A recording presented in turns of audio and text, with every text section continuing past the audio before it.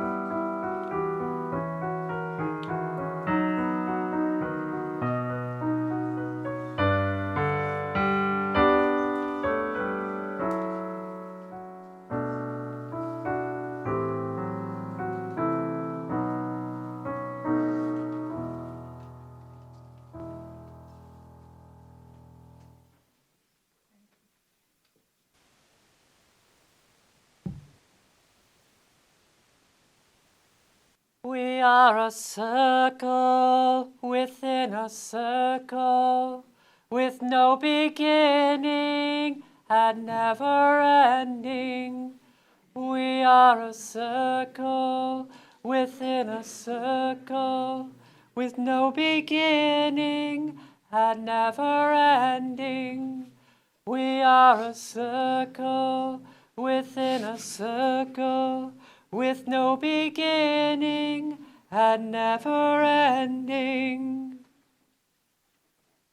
We travel together on Mother Earth in a cyclical journey, one with no beginning and one with no ending. We turn once again from autumn to winter. Earth Mother continues her circle, now leaning back from the sun, her annual dip into the darkness for those of us here in the north. Her dance brings us closer to the shortest day of the year on this Thursday, December 21st. And with the shortest day comes the longest night. Together, this day, this turning, is known as the winter solstice. Humans have marked this turning with stories and celebrations of both the light and the dark. These traditions remind us that one would not exist without the other. They remind us that this ancient interplay between lightness and darkness remains a fundamental part of our existence in this universe. Such traditions are so powerful, they have been incorporated into modern holidays such as Christmas. Many of the customs now considered a symbol of a Christian holiday, decorating trees with lights, hanging greens indoors, singing songs of celebration in times of darkness, come directly from the pagan celebrations of the winter solstice.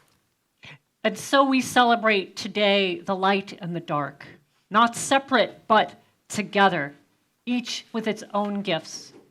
This celebration would not be possible without all of you. Many hands helped us to create this sacred space within our clubhouse space this weekend, and we would specifically like to thank those that did come here and not only enjoyed a lot of pizza, but got this built in 90 minutes. So thank you for being part of our community and making that happen. Our music this morning is provided by our Director of Music, Matt Anderson. Susan Gempler and Stu Couch are hosting our coffee hour today. There's not a full village as we've had in the past, but there is. Susan said to me, I'm not really doing much, but there's still some wonderful coffee hour decorations in the back that are going to be lovely to look at and then eat. So please go back there after service. Phil Soskinsky and John Freund are running our technology today, and we have many, many participants and readers of all ages this morning helping to make this service possible. If you are visiting today, know that you are here on a special Sunday as we've transformed our worship space for this service. We welcome you to join us any Sunday to journey together, find meaning in our lives and the world, and to connect with each other.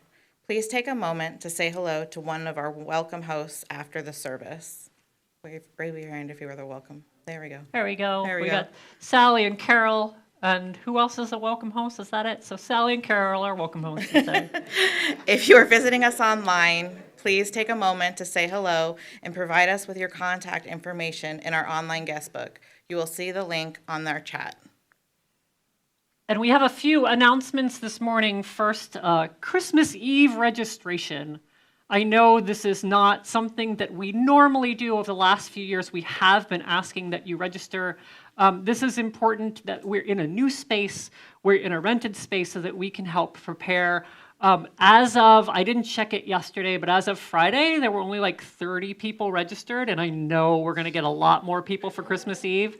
So if you haven't registered, please click on the link on the weekly e-news and just take a moment to register and mention how many people in your party are gonna be coming. Please note that we are not holding the service here. It is going to be at 55 Jefferson Avenue, which is the Westwood Community Center, which is just down the street here.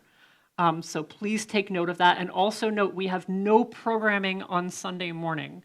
So we won't be having worship or RE programming that morning, but we will have our service on Sunday evening at 7 p.m. at the community center.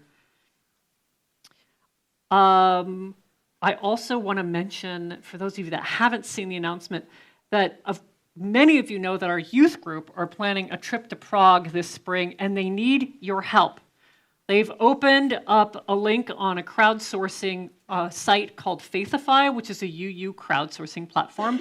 They have asked on that platform to raise $13,000 by January 11th, and this is needed for the youth group to have money for their plane tickets, for hotel space, for food and other expenses. So please check your email link for that Faithify campaign. It's gone out to UUs all across the US. And as of this morning, I think we have about $1,500 already raised, right? And the way that works is it's all or nothing. So if they don't reach their goal, they don't get anything. So we have until January 11th. So if you want to contribute toward that, please, please do. We will also have our Christmas Eve offering supporting that trip. Finally, I also want to let everybody know who hasn't heard yet, but we CUC presented in front of the Westwood Zoning Board on Monday, December 11th for our new property. We had a 2-hour, very long meeting for those of you that were there. Testimony was provided by me and Brooke Kanata on behalf of CUC, as well as our architect, landscape architect, engineer, and planner. The board did not vote at that meeting. We actually requested that they wait until their next meeting on January 8th to vote. So that's when we'll find out if we got the deviations we requested for both parking and for us rezoning the property to be a religious organization. So we will keep you updated on that information. Please take a moment to put your electronic devices into worship mode by turning them off or silencing them. We begin our celebration by lighting our first flame, the flame of our chalice, the symbol of Unitarian Universalism. I would now like to invite Clara and Antoinette to light the chalice.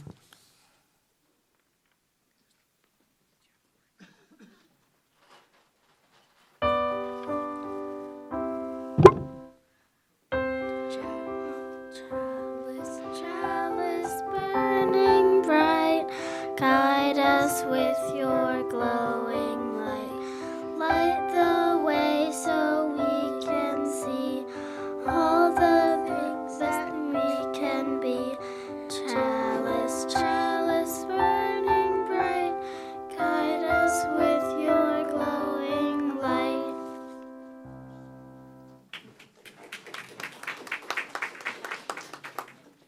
Now we'll sing our first hymn. It's a little awkward that we are in the round. We are going to have the lyrics up here on the screen, so for those of you that are in these rows near me, you may need to stand up and turn around.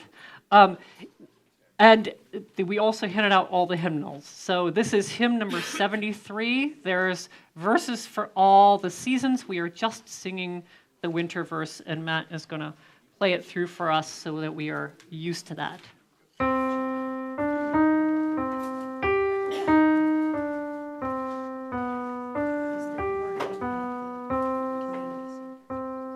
Very low. Let's talk about it. Is upon us, autumn cold has turned the star wheel, winter is upon us. When the windy storms cold upon our cheeks, our glistens, glistens, autumn cold has turned the star wheel, winter is upon us. Golden clouds, circles like amber, autumn cold has turned the star wheel, winter is upon us.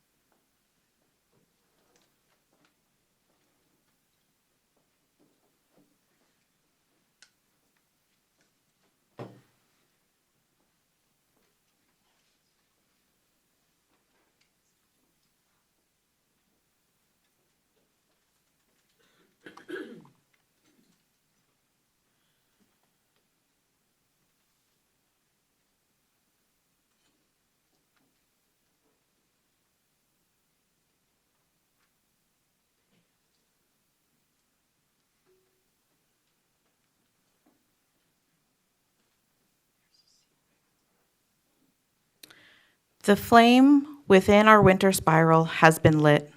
Our flame represents a spark within each of us. It beckons us to journey within and find the place where that flame resides. The evergreen spiral before you symbolizes this inward journey.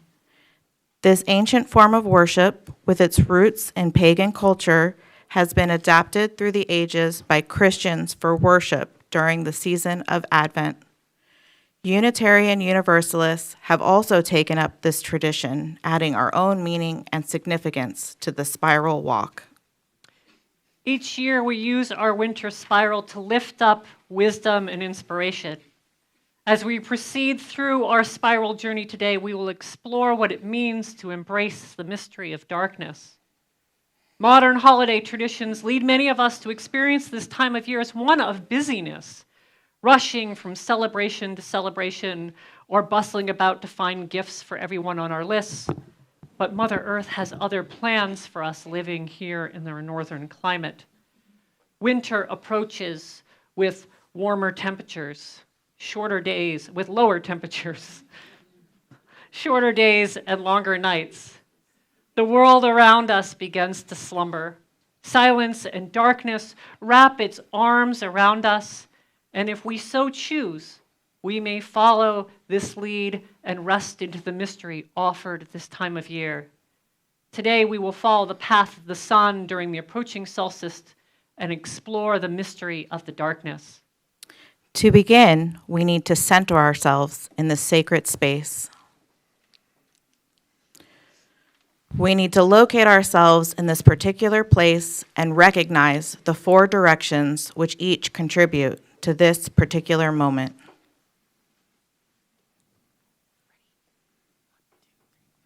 First, we turn to the east, the direction of spring, the direction of air. With this feather, we recognize the gift of the wind, the breath that gives us life. Next, we turn to the south, the direction of summer, the direction of fire. With this candle, we recognize the gifts of transformation and change. Next, we turn to the west, the direction of autumn, the direction of water.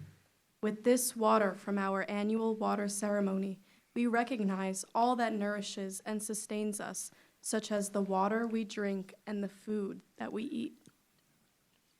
Finally, we turn to the north, the direction of winter. With these rocks, we recognize the gift of groundedness, the earth that holds us.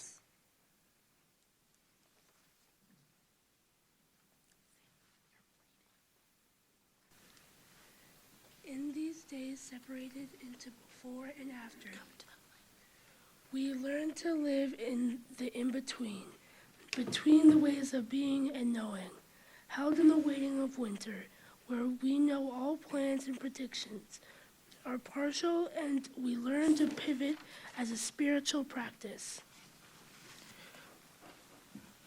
For us, gathering like this, for this hour, it is a way to mark time, to know ourselves here, now straddling worlds, maybe for our whole lives. Here we revel in curiosity and let the learning wash over us. Here we refuse to be seduced by certainty. Here we praise the mystery. Here we give thanks for all that remains hidden. In this liminal time, all that grows beneath the earth and behind the stars. Beyond our view, beyond our lifetime, let us know ourselves as sowers of seeds, tenders of possibility, called to presence and partnership beyond our imaginations. With this flame, we remember our promise to stay in relationship, to repair what has been broken, to do more than just survive, to insist on joy and lead in love. Please rise and embody your spirit for our next hymn, the Winter Solstice Chant. The words will be up here on the screen.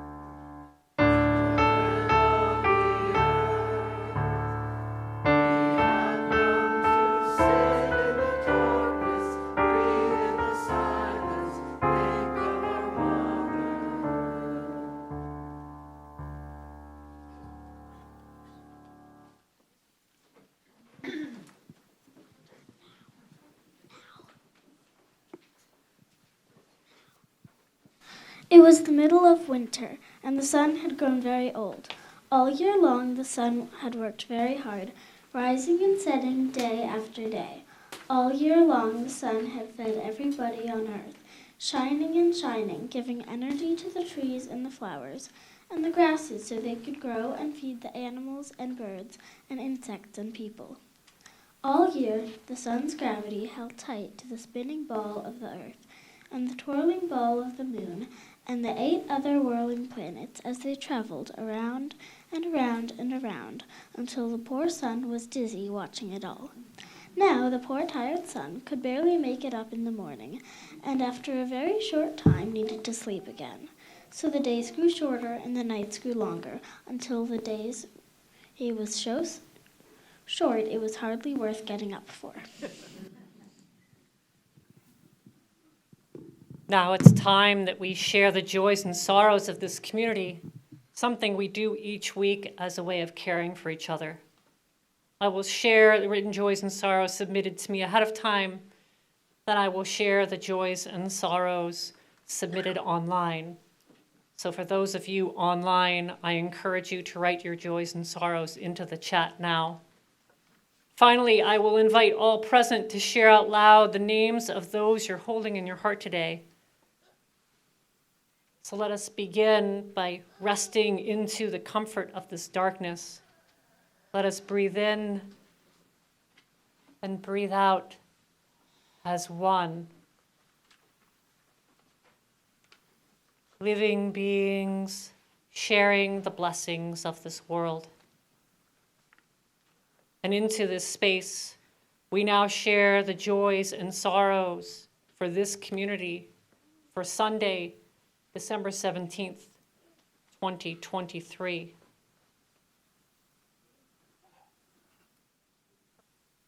Let us hold all these joys and all these sorrows, both spoken and unspoken, together with love and care as we enter into a time of prayer.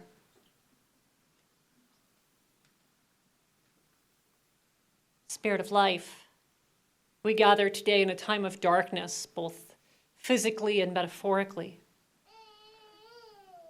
This community is filled with sorrow at our beloveds we have lost. Our hearts break at the violence we continue to witness throughout the world. Let us find some comfort in this approaching time of winter, this time of physical darkness. After many vibrant, lush months of summer and the joyous time of harvest, the earth is now laid bare, revealing what has been hidden underneath all this time. May we embrace the gifts offered by the darkness. May we turn inward to care for ourselves and those around us.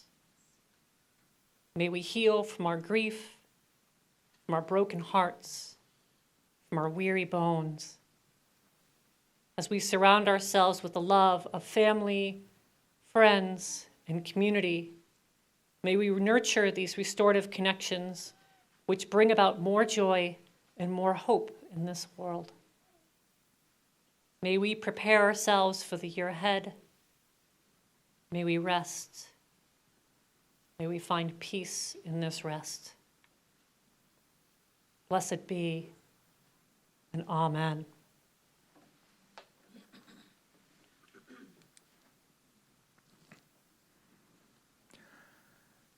Rest now. Rest in the peace of this moment. Be at ease. Look up at the stars and down at the grass. Imagine the stars looking back at you over years and centuries across oceans of empty space. Imagine the feel of the grass on your bare feet and feel it dry and crunchy, soft and supple.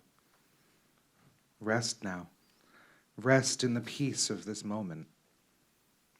Dream for a little while of young people and young animals, innocent in the way of the young, careless and uncaring, accepting everything in their newness. Dream for a little while of the elders and the wisdom they have to give, the voices that say to you, it is right and proper to rest now. Rest in the still of this moment. Be still at the turning axis of the world and let go of a long unspooling of history, of sorrow and joy and birth and death and all the long years between. Rest now. Rest in the peace of this moment. I invite you now to rise in body or spirit for our next hymn, Return Again. This has 2 verses. We'll sing the first verse through twice. We'll sing the second verse through twice, and then we'll return to the first verse.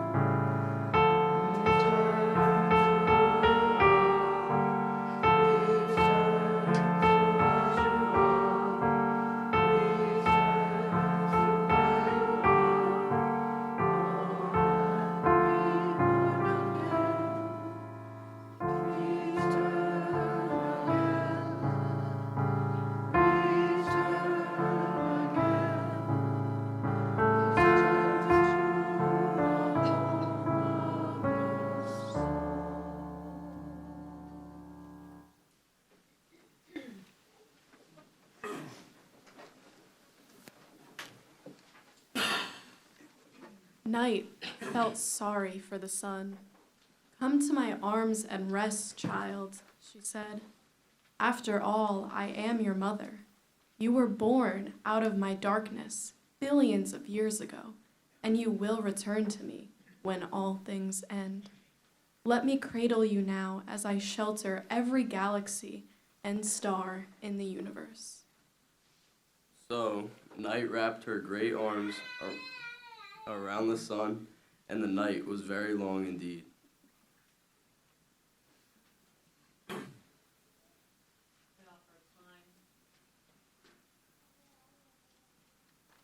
We offer a time of meditation to fully arrive in this moment. Cast off that which does not serve you in this time. Unfurl your shoulders. Breathe into this space. Quiet your inner chatter. Be here, right here, with beloveds near and far, in this shared moment of serenity and calm. I invite you now on a journey inward, if you feel comfortable. You are welcome to close your eyes and still your body. There'll still be noises from around, the traffic, the lovely sound of young ones among us. It's okay. We need that. We need that. That's part of the silence. In your mind's eye, imagine the immediate space around you where you may be resting. What is around your body? Over your head? Below you? Can you appreciate any of the colors, textures, light or lack thereof, and feel of this place? Recall the memories associated with what and who may be around you.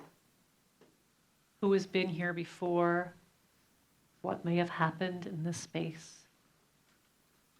With grace and gratitude, send loving kindness to all this space means to you and others. Next, imagine the wider community around this space. The other buildings, homes, parks, structures, whatever may be around you in the larger sense. Appreciate and connect with the idea of that larger space, of who is there and what happens in that wider community. With compassion and thanks, send kind regards outwards. Next, imagine the expansiveness of our planet, the many people, language, cultures, animals, plants, and fauna of our shared home, this interdependent web of all existence of which we are a part. Run your imagination across the fields, the oceans, and the forests of these lands, recalling the generations of people and animals that have called this planet home for thousands of years. Hold in your care all that has ever been in our world with wonder and gratitude for this day. Next, expand your mind's eye across the vastness of the universe, the known and the unknown, the planets, stars, and galaxies that exist far outside even our imagination. Let your spirit touch the mysteries of the beyond, the mystery of the universe, the mystery of that which we will never truly know or understand. With reverence and astonishment, may that sense of mystery continue to immerse us in the unfolding journey of life. May we come back to this present moment with the enchantment of the beyond, bringing us a greater sense of peace, a greater sense of connection and interconnection to ourselves, each other, and all that shall ever be. May we arrive back here together, blessed by the journey beyond and within. Now, as we let the mystery wrap her loving arms around us, let us rest in to a moment of silence.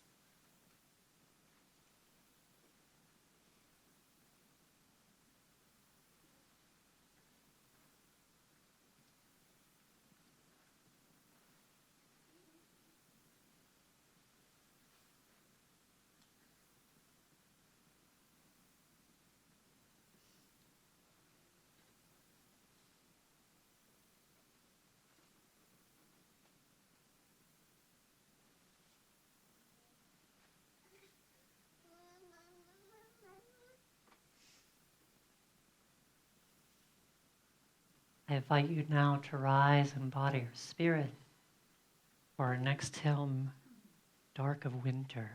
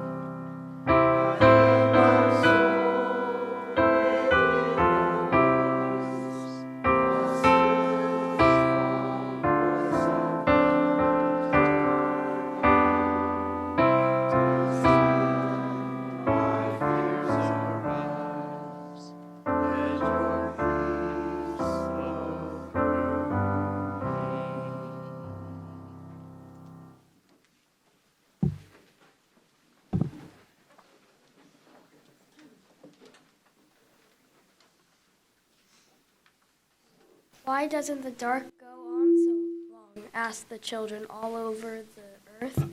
Won't the sun ever come back? The sun is very tired, the old one said, but maybe if you children say thank you for all the things the sun does for us, the light may return in the morning. The children sang songs to the sun. They thought about all the things the sun gave them. Thank you for growing the lettuces and the corn and the rice and the wheat, they said. Thank you for growing the trees of the forests and the seaweed in the oceans and the krill that feeds the whales. Thank you for steering the air, making the winds bring the rain.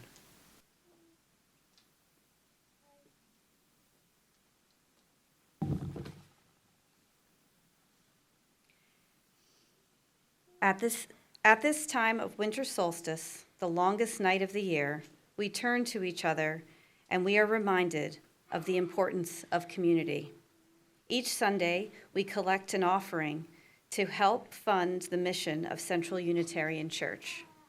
Our collection is not simply about money. Our collection is a symbol of what we share with each other. It is one of the many ways that we offer gratitude for our community here at CUC. Our offering will now be gratefully received.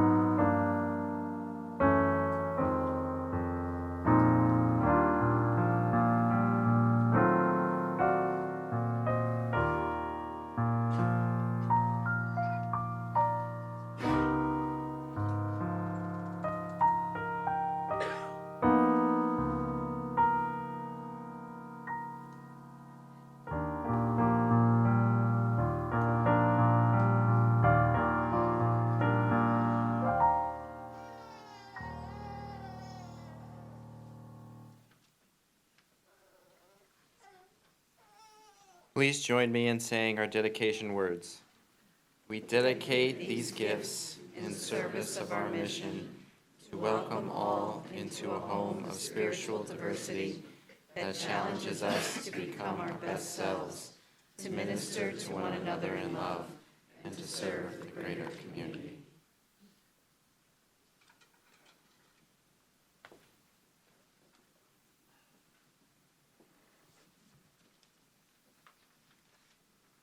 Many of us are probably familiar with Aesop's fable of the ant and the cricket. Does anybody remember this? I think I first saw it as a Saturday morning cartoon, if I'm remembering correctly. The cricket spends all summer playing and enjoying himself while the ant works hard all summer long collecting food. And when winter comes, the cricket has nothing, while the ant is able to live off the fruits of its summer labor. The fable is often used as a warning of a life of frivolity has its risks, while a life of hard work has its reward. Now, if you really know what happens to ants and crickets during the wintertime, this fable would feel a little different. Because during the winter, crickets can't survive the cold. So some of them, depending on the cricket and where they are, might go to a state of hibernation. But many of them actually die, leaving their eggs to hatch their offspring in the winter. So harvesting food all summer wouldn't really make any difference for this poor cricket. And the ant does go deep into the ground and nests with its colony. The ant does need that food from its summer gathering, but that hardworking ant, they take a rest. Right, I look around my yard this time of year and I notice a stark absence of life which displayed its vibrant abundance just a few months ago. The leaves are gone as well as the flowers, but so are the groundhogs, raccoons, skunks, woodchucks, even turtles, frogs, snails, ladybugs, bees, bats. Most of the birds have gone away to warmer climates, though a few remain along with the squirrels and us humans. See, we modern humans tend to keep our active work all year long, as if we are summer ants every month of the year, afraid of getting caught without food in the winter, although the winter just never comes, so we just keep working. Of course, those of us who live in privileged countries in 2023 and enjoy the privilege of financial stability possess the benefits of electric lights, heating, cars, planes, and many of our favorite foods all year round. It's easy to forget that in the not too distant past, especially if you consider before the Industrial Revolution, which was just over 250 years ago, winter was not a time for traveling long distances, or eating fresh foods, or working the same long hours we worked every summer.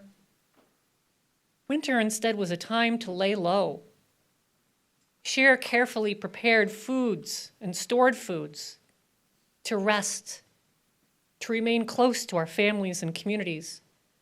In other words, for most of human history, we've lived closer to the cycle of the seasons than we do now. We were more like the ants in the part of the fable we don't learn about, nesting in our community to get through the long winter. The mystery of the universe is built in cycles, not in lines. The cycles of life and death for stars, planets, and living beings. The water cycle, the oxygen cycle, the life cycle of forests, the cycle of the seasons, expressed differently around the world depending on where you live in relation to the equator, but a cycle of growth and abundance paired with a cycle of rest and renewal nonetheless. Winter, with its short days and long cold nights for most of human history, has posed real dangers, but it's also offered us a time to shift our lives in preparation for the return of spring and the subsequent busyness of summertime. Now, we might spend more time indoors. Some of our activities may shift, But mostly we maintain the same level of busyness without embracing the rest and renewal that should come with this time of year. In other words, we live our lives as if it is a line and are working hard towards some end goal that when reached will just be replaced by another goal, instead of living our lives in rhythm with the cycles of the living world which created us and which sustain us. Some modern pagans observe the winter solstice, entering into the cycle of rest and renewal by spending extended time in candlelight. While electric lights, for the most part, have lost their mystery to most modern humans, we can still easily experience mystery in the presence of a flame in the darkness. For me, that has meant perhaps sitting by the fireplace with the rest of the lights of the house off, or this past week with Hanukkah, sitting with the flames of our menorah in the window, saying a blessing each night as we light the candles and let them burn down on their own. If we find time to sit in the darkness and lean into its mysteries and drop away the veil of modern living, we're likely to find laid bare before us the gratitudes of this time. Just like the children in our winter solstice story we heard today, we can express similar gratitude as they did for the sun, for ample food, for shelter, for health. We can feel gratitude for the ease of the seasons before us, even if the season ahead might be one of uncertainty. And in response to that uncertainty of the winter ahead, we might take time to check in with ourselves, with our beloved, with others in our community. Do we all have the food and the shelter and the warmth that we need to make it through a long winter? Do we all have what we need to care for our physical and mental health? Is this a time of rest, reflection, hibernation maybe, reconnection? We all went through this type of wintering during the lockdown of the pandemic. The winter solstice reminds us that this time should be an annual experience, not a once-in-a-lifetime event. Such gifts of the season remain more precious than anything you can buy in the store or online. So this winter solstice, let us embrace the nature of the living world which gave birth to us, which nurtures us, and which teaches us how to thrive. May we be the ants of winter, not the ants of summer. Let us rest. Let us nest. Let us turn back toward ourselves and each other. Let us embrace what we might find in the mysterious darkness of winter.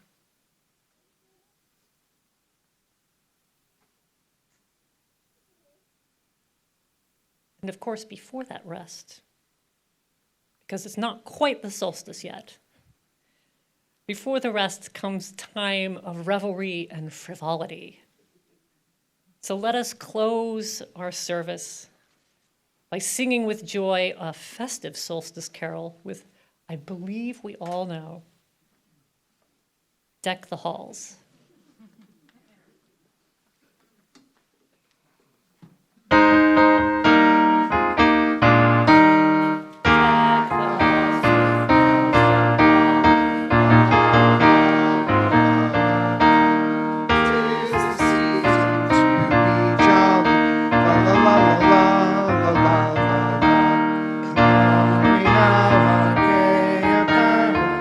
La la la la la la la la.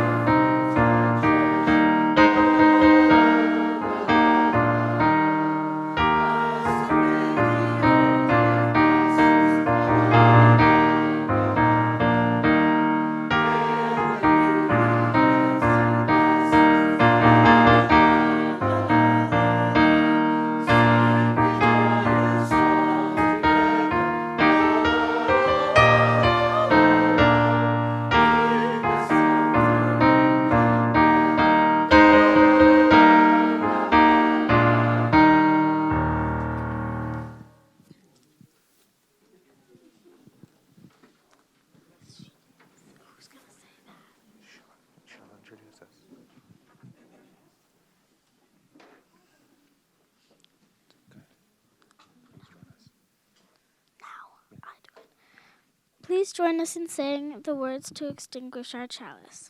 We extinguish this chalice flame, but not our promise to each other.